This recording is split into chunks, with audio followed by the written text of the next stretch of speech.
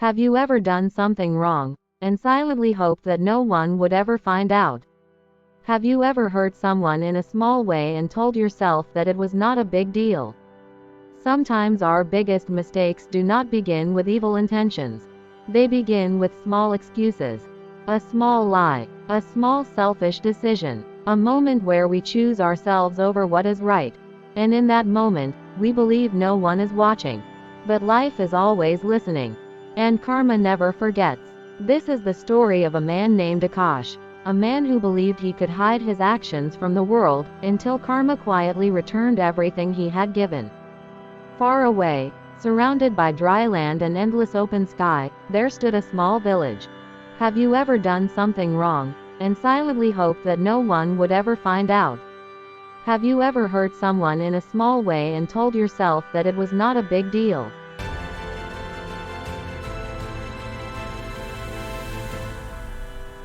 Water was precious in that village.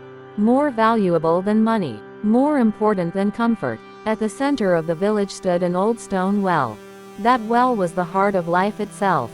Every morning before sunrise, women gathered around it carrying clay pots on their heads. Children laughed while waiting for their turn. Elderly men sat nearby under a tree, speaking about harvests, weather, and hope.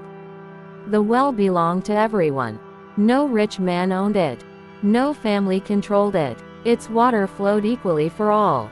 And because of that well, the village survived. Among the villagers lived Akash. Akash was not poor. He owned a strong house, healthy animals, and wide farming land. His family lived comfortably, and he never slept hungry. But inside Akash lived something dangerous. A hunger that never felt satisfied.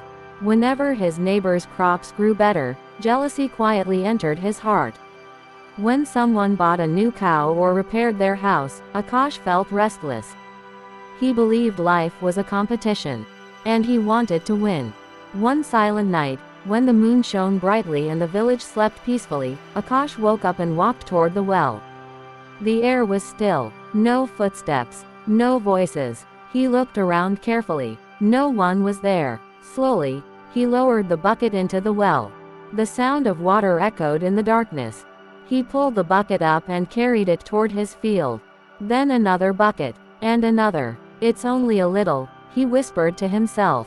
No one will notice. I have responsibilities too. That night, his crops drank more water than they needed. And karma quietly marked the beginning of his choice. Night after night, Akash returned. More water. More secrecy. More excuses. At first, no one noticed anything unusual. But as days passed, the sun grew harsher. The water level in the well began dropping faster than usual. Lines became longer. Some women returned home with half-filled pots. Children were warned not to waste even a single drop. Fear slowly spread through the village. Maybe there would be no rain that year. Akash stood among the villagers shaking his head with false concern. We must trust God, he said loudly. But karma listens not to words, only to actions. Soon something strange became visible. While most farms began drying under the burning heat, Akash's field remained green and full of life. People started whispering, how is Akash's land still fresh? Does he know something we don't? Akash heard them. Instead of shame, pride filled his heart. He believed he was smarter than everyone else. He forgot one simple truth. You can hide from people, but never from karma. One afternoon, an old widow named Lakshmi Devi came to Akash's house. She lived alone with her young grandson after losing her son years earlier. That day her face looked tired. Her lips were dry. She knocked gently. Akash opened the door. My grandson has fever, she said softly. The well dried before my turn. Do you have a little water? Behind Akash's house stood large clay jars filled with stolen water. For a moment, his heart hesitated. Something inside him moved. But fear and selfishness spoke louder. I don't have enough, he said coldly. I must think about my family. Lakshmi Devi nodded slowly. She did not argue. She simply said, may karma be kind to you. And she walked away. That night, Akash could not sleep peacefully. The wind outside sounded heavier than usual. But he ignored the feeling. Weeks later, the unthinkable happened. The well became empty, completely dry. The villagers gathered around it in silence. Without water, survival itself became uncertain. After long discussion, the elders made a difficult decision. They would dig a new well. The next morning, the entire village began working together. Men dug deep into the hard earth. Women carried soil in baskets. Even young boys helped under the burning sun. Hands blistered, bodies ached. Still, they continued. Akash joined too, but guilt followed him everywhere.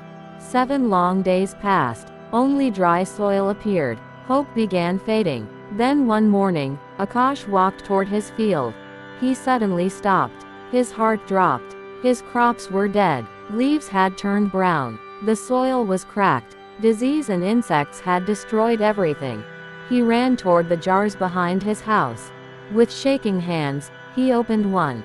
A terrible smell filled the air. The water had turned dark green. Rotten. Worms moved inside it. The water he stole had become poison. In that moment, Akash understood. Karma had returned. God did not punish him with thunder or storms. Life simply allowed his own actions to come back to him. The greed he planted became loss. The kindness he refused became loneliness. The lie he spoke became suffering. Meanwhile, the villagers refused to give up. They decided to dig just a little deeper at the new spot. Suddenly, the soil became wet. Excitement spread. They dug faster, and then clear water burst from the earth.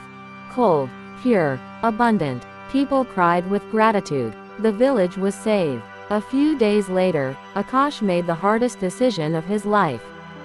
He walked toward the villagers gathered near the new well.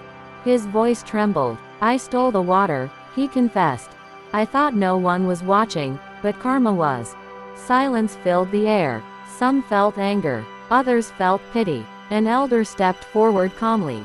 "Karma has already taught him," he said. "If life has allowed him to realize his mistake, we must allow forgiveness." Slowly, the villagers forgave him. Someone handed Akash clean water. Another offered food. Mercy replaced anger. Akash broke down in tears. From that day forward, he changed. He worked honestly, shared willingly, helped others before helping himself.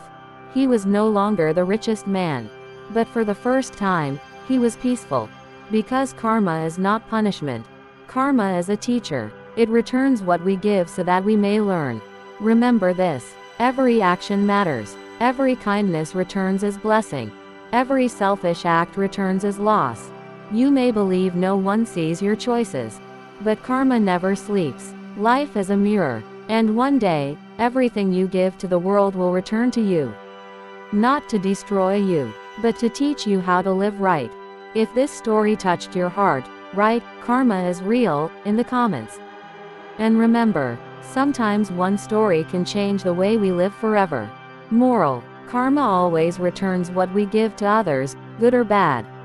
So always choose honesty and kindness.